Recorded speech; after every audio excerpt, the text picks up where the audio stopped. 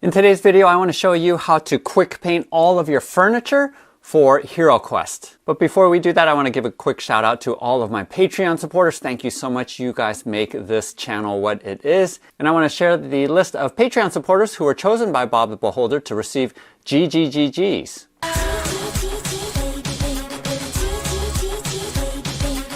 Each month, Bob the Beholder picks some of my Patreon supporters to receive gratitude gifts. And for November of 2021, Dennis M. received the Tempest Hold Printed and Painted Ruins set. The Tempest Hold All-In Digital Pledge goes to Trace H, Dylan N, and Hey Kiwi. AJ is receiving the Uber Stacks Starter Kit. Big Body Hazard is receiving the Blizzard Bluffs Hot Springs Printed and Painted set. And the Blizzard Bluffs All-In Pledges are going to Drew G, El Gordo, and Thomas H. And finally, $100 going towards the Skyrim Kickstarter is going towards Lassie B. Go ahead and go to my link below to my Patreon page to see what this current month's GGGGs are and how you can get in on that. So I did a previous video, if you want to check that out, go here, of how to quick paint all of the base characters and heroes in the base box of the HeroQuest 2021 reprint. And some of you have asked for a painting tutorial for how to do the furniture. So this is it. And I do show some of the differences of when you use contrast colors, which you can absolutely do. And in fact, that is probably the quickest way that you're going to paint the furniture. But I'm mostly going to show you how to use the method that I prefer to use, just because I like the qualitative difference of how the furniture turns out. And as you can see here, I think it turned out really good using this method. And if you've seen some of my previous how to paint videos of any of my terrain sets, I'm using exactly that kind of method, using the same primer paints as well. So if you're familiar with that method, that's really the method I'm going to be using here. So if you follow my technique, this is a quick way to get this onto your table. I didn't do all of the doors because I'm going to be using my Dragon's Rest 3D board, and make sure to subscribe because that video is going to be coming out soon. And I'm going to also demonstrate the app and a little bit of playthrough just so that you can see what it looks like on this awesome board. Also here, I managed to paint up all of the miniatures from both the base box as well as the stretch goals. I haven't done the two expansions, that Return of the Witch Lord and the other one I can't quite remember. But this is all from the expansions as well, but not including the alternative gender heroes. I need to fix one of the miniatures there, and that's why I haven't painted that yet, but I do intend to do that later. But you can follow my previous tutorial because those are the techniques that I use for all of the heroes, as well as the monsters. So let's go ahead and dive right into the painting tutorial. But if you're not interested in that, again, make sure to subscribe so that you can see more HeroQuest content that is coming your way, as well as other videos concerning other tabletop games, reviews, rules, and future painting tutorials for other game sets. All right, so the first thing I do is I spray paint all of the pieces that are going to be wooden with this camouflage ultra flat brown. And if you don't have the camouflage brand, go ahead and get the darkest brown you can. That is matte. The reason why I like this line is because it is really ultra flat, and you don't have any danger of it becoming glossy or anything like that. So anything that's going to be wood, go ahead and spray paint that with the brown. I did spray paint these rats as well. And with the doors, I do actually do it brown, although you have that stone around, because all of the other stone I actually spray paint with this ultra matte slate. This is Rust-Oleum 2x Ultra Cover, and anything that is going to be stone I actually spray paint with this. So with the doors though, since you have both, I actually prefer to do it with the brown rather than, but you can do the gray and then fill in the brown later, but I prefer actually the brown for the doors.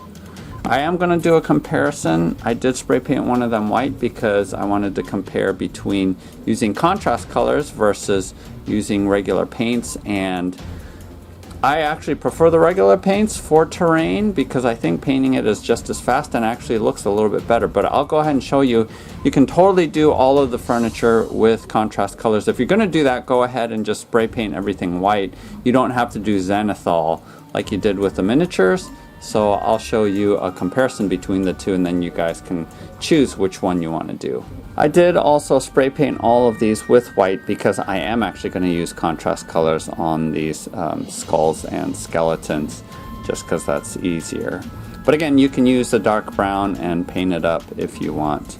But I kept it on the spruce just because it's easier to keep track of and paint because these pieces are so small. If you're using contrast colors, just pick your favorite wood color, and for me I'm going to choose wildwood just because it's a dark, rich brown. But you can use snakebite leather or any of the other brown colors if you want. And then just fill in the entire door area. Don't worry about getting the metal because we're going to go over that later. But it's important just to make sure that you're going all the way up to the edge where the stone is at. And even if it runs a little bit onto that section, that's fine.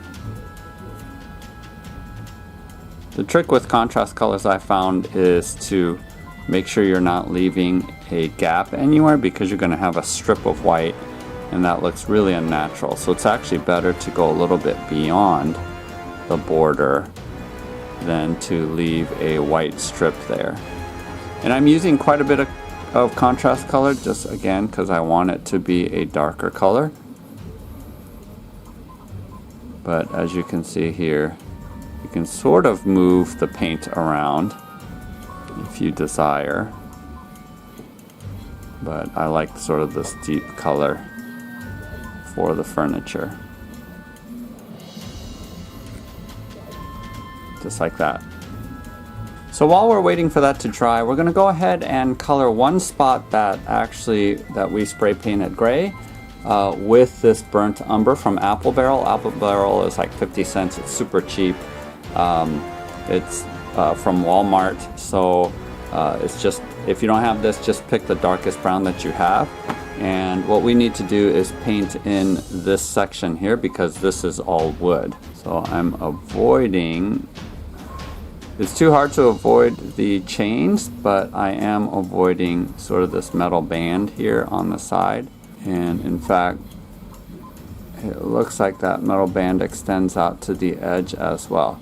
So I'm only doing this cylinder area. And then I'm also going to do these spots right here. Not the ends because it looks like that's metal. I'm going to do those as well as this post. Then I think everything else is metal. Don't worry if you get some on this brown onto some of these other parts because we're going to go over it with silver anyway. So you don't have to be super clean with your paint. So go ahead and do that on both sides. Alright, I'm going to use my plate mail metal and I'm going to go over all of the metal pieces here.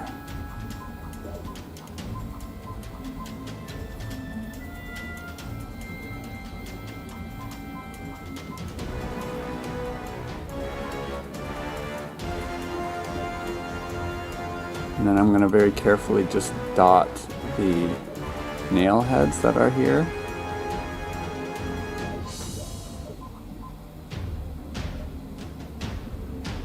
Now I'm grabbing my basilicanum gray and just make sure that all of the silver that you painted is dry. And we're going to just coat all of the stone as well as this silver. Normally I put on a coat of Nuln oil for any of the silver that I paint, even on my miniatures. But because basilicanum gray is so close to being like Nuln oil, I think it's just a tad bit darker. It's gonna work for the silver as well, so that's why it's okay to use. And like I mentioned before, it's always good to overlap a little bit the brown so that it ensures there's no white lines on there at the gap. I'm going to grab my milk chocolate, and this is just a medium brown, and I am using a hog's hair brush, just a more stiff brush. And the reason for that is because it helps the paint not go into the crevices. And so let's go ahead and grab this door. So I'm using this to paint up all of the wood. So I'm careful not to get the paint into the crevices because I want that to remain a dark brown. You don't have to use a hog's hair brush. You can just use a regular brush if you want, but this just makes it go faster. And as you can see here, there's not a lot of paint going on there, and my brush is completely dry. And we're gonna go ahead and do a second coat, so just let this dry and then put another coat, and that's gonna be true for everything else as well. And I'll show you different colors too, but this does tend to be my predominant color that I paint onto wood, so I'll go ahead and do most of the wood pieces this color. And if you notice, I don't bother going all the way to the edge, as you can see here, because again, that just provides some shading, some subtle shading, which is really good for effects. So I'm just getting it in where I can, like so. And it's fine that I'm leaving a gap of that dark brown along the edges. That's perfectly okay, and actually gives some shading effects. So I'll just do the rest of the furniture like this. So let me go ahead and show you a different brown just so that you can see the difference. And this is burnt sienna. Has a little bit more red, so I'll go ahead and color one of the treasure chests.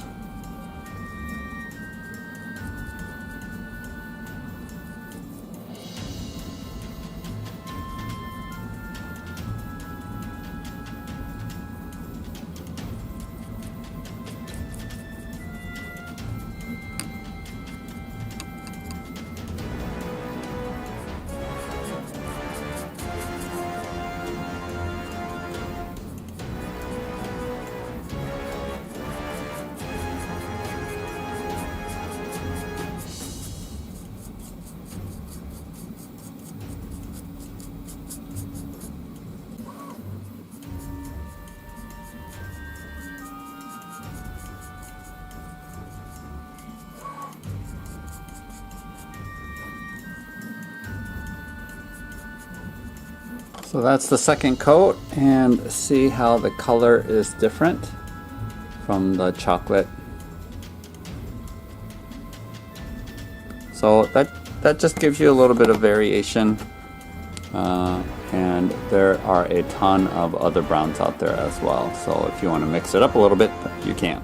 So I'm going to grab my honey brown, which is a lighter brown, and here I'm just using very little just to highlight the milk chocolate a little bit. I don't want to put too much on.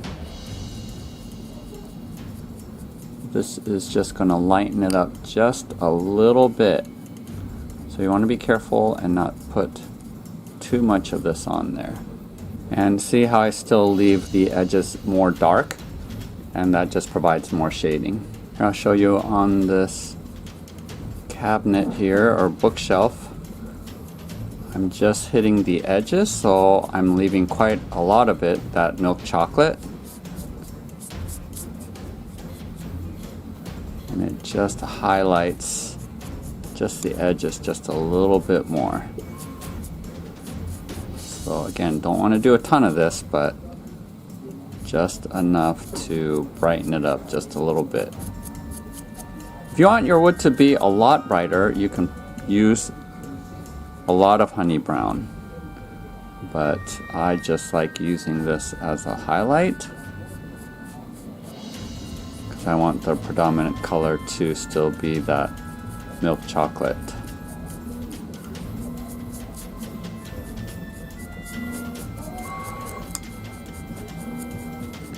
So that's the effect we're going for. Here I'm grabbing Apple Barrel Pavement. We're going to use this just to provide a gray base coat here on the brown. But this is purely optional, and I'm going to show you later that you really can't tell much of a difference between putting this gray undercoat on versus keeping the dark brown underneath, because we're going to put gray over both of them. And I'll show you the comparison between the two, but only do this if you want to establish more of a grayish tone rather than a dark brown tone. And I'm going to do the same with two of the rats, just make them gray so that two of them are brown and that two of them are gray, just for variety. And then now I'm going to grab my slate gray and my zinc, because I'm mixing them together to provide sort of a medium gray. Because these two colors, I need something in between them to do the next coat for all of the stonework. So I'm just going to dry brush on this medium gray over the top of what I spray painted with that slate gray. And this will just provide more of the highlighting, and the relief will come through when you're putting on a layer. We're going to put a third layer on here, so be generous with this layer. You want to get almost all of the spots with this medium gray. And don't forget to also do the frame of your door, and we're going to do both the gray side as well as flipping it around and doing the brown side too. And this is where you will notice that there isn't a huge difference between having a base coat of dark gray and having a base coat of the dark brown, as you can see right here. Because I'm going over the dark brown with the medium gray, as long as they're shading, you don't really notice a huge difference. So here's the brown side, and here's the gray side, and I'll show you more pictures later just to compare the two. Now I'm going to mix actually more of the slate, more of the lighter gray, and do another coat, but much lighter. I'm only hitting some of the highlights with this lighter gray, and you don't have to put a whole lot of this on. You're just grabbing just a little bit more highlighting on top of all of your stonework. So just do a little bit over all of the pieces. Here is your burnt umber, and this is also Apple Barrel, really cheap. And I'm gonna paint the undercoat of the altar with the book on it, as well as the frame around the picture of the fire pit and the logs in the fireplace with this really dark brown. Here's my black, just regular black, and I'm going to paint up sort of the metal parts that are on the tables. Being careful not to get it on the wood, and then I'm doing all of the metal parts on the door as well. So you see here, everything that I painted silver for the Contrast Colors door, I'm painting black, and we're going to come back later with silver just to highlight it. And here is the torture rack as well. You can see that I painted all of the metal black too, and it's looking pretty good. And I used this Rookwood red just to do the cloth as well as the cushions on the chair. I'm going to come back with regular red, but just use this for any spot that you want to provide some reddish color. I also put the black on one of the chests as well as this wardrobe. And now I'm grabbing some metallic colors. This is metallic copper as well as Emperor's Gold. And I'm going to be doing the banding around two of the treasure chests, not the one that is black, but choosing one of the others to do gold and all of the trim in gold.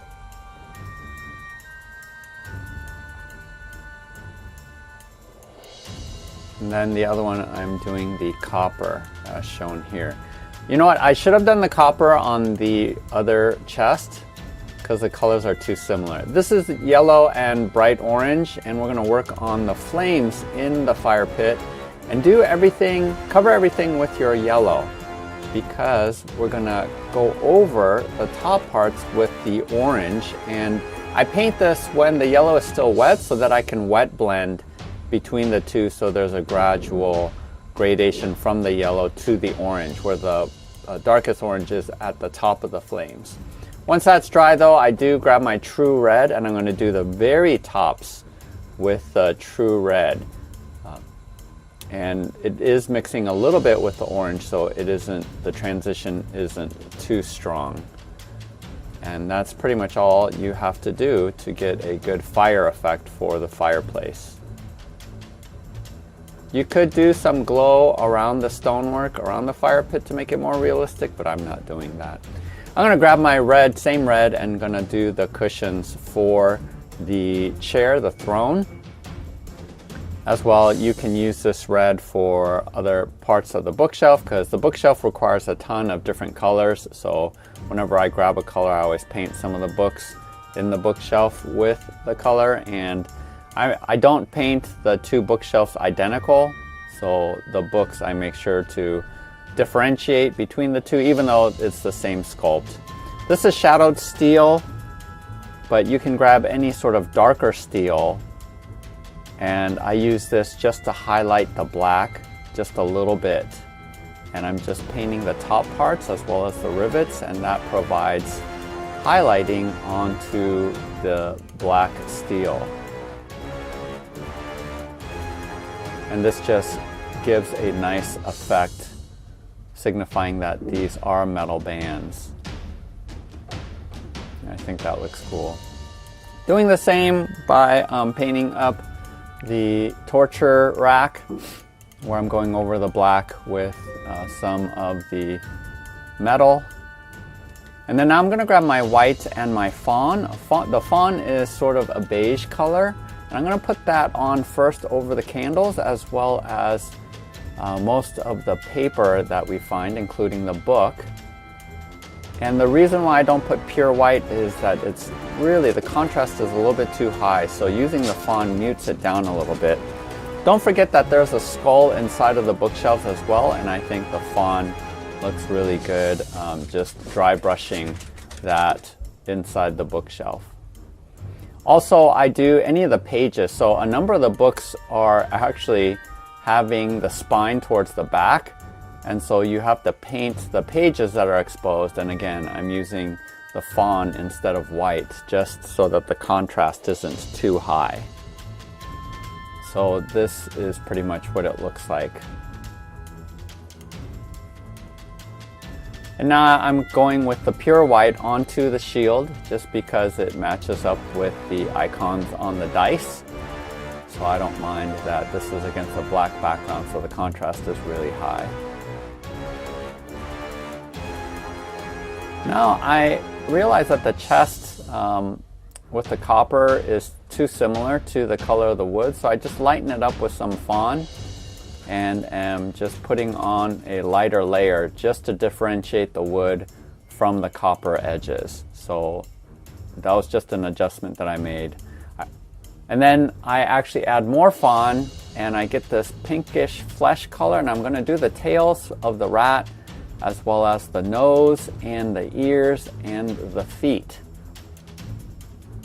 You could use pink if you wanted to, but since I already have this color out, might as well use it. And these are pretty much done. Now I'm going to grab my Seraphim Sepia from Citadel, and it's a wash. And these skulls that I spray painted white, I'm going to just put this wash all over it. You can also use Skeleton Horde contrast color, it's the same effect. Now I want to show you the doors. So this is how different the doors look. The one on the left is contrast colors, the one on the right here is my traditional layered painting. And I prefer the one on the right, because the one on the left looks, the stone looks a little too white, so I'm going to do an experiment where I take my slate gray, I'm going to actually paint over one side, again, so that we can compare it to what the original looks like. And I'm hoping that even though this slate gray is really light, I'm hoping that it's a dark enough gray that once I put the wash back over it, that it will be darker. So I'm going to grab my Basilicanum gray again and just go over the part where I just painted with the slate gray. because the other side I feel like it's just too white. While that's drying, I'm actually just grabbing some of my black using a really small detail brush, and I'm just putting scribbles on the book, on the altar, and just putting random symbols and things like that to make it look like a spellcaster's book that's on there. And then I'm also going to put on some scribbles on the notes on the table. Here I'm grabbing my forest green, but you can grab any green that you want, and I'm going to do the vines that are on the doors. This is actually going to take a little bit of time, so this is optional. You don't have to do this. And then I just found this on the internet and shrunk it way down, and I'm cutting it out this regular piece of paper. I'm using super glue, and then just very carefully placing the picture into the frame. That way I don't have to paint something inside of there. That makes it super easy. Now I'm going to just add some super glue on top of various pieces of furniture. I'm going to use some skulls and various bits and just place them very carefully right on top. And now here I'm showing you how to stick a rat on there. And pretty much this piece is now done. So here's the difference between the gray versus the white, and you can tell that the gray actually is darker, and I think it looks a lot better than the white. But is it worth all the trouble of painting all of the border light gray before putting on this contrast color? And compare it to the one I spray painted gray, and it's comparable, but I think I still like this one a little bit better. And then when you look at the wood, I actually like how the wood turned out better on this side. So this is why I stuck with this kind of painting. Even though contrast colors, you can definitely do that with all of the furniture if you want. It is faster. And then if you flip this over, like I said, the brown undercoating, super hard to tell the difference between the gray undercoating and the brown. So if you want to save some time, just don't bother doing the gray undercoat, because I think the dark brown looks perfectly fine as well. So that's really up to you. So here's the comparison here if you want to look at that, but I think it's super hard to tell. So I don't think it's worth the effort of putting on the pavement undercoat on there. So again, up to you. But I just wanted to give you a comparison between the two methods so that you guys can pick which one you wanted to do. This is faster to do it with contrast colors because you're not doing any of the layering that I'm showing here. But yeah, just this will give you an idea of what kind of different effects you can get. Here I did glue a skull in there as well as one of the rats. You actually end up with a lot of skulls. I'm not entirely sure what I'm going to do with all of them, but just we'll hold on to them. I think this turned out looking pretty good just with that picture of that painting just painted, glued in there. I think that looks pretty cool. And the fireplace turned out relatively nice. This looks really cool. I think the candlesticks turned out really neat. And I stuck one of the skulls on there as well. And this table also, I think, looks relatively good. These are pretty plain, but works as is. Maybe I'll glue some skulls on here as well. The torture rack looks super cool, I think. Just turned out really well. I like the combination of that metal and the wood right there, and then just the stone base. I guess you could dribble some blood on there if you wanted, if someone was recently tortured, but I just had the red cloth there. So that looks neat. Chair turned out perfectly fine. It was super easy to paint up. Oops. I probably should have painted that red, but at this point, not going to do that. I think that looks good. This also turned out well, this cabinet.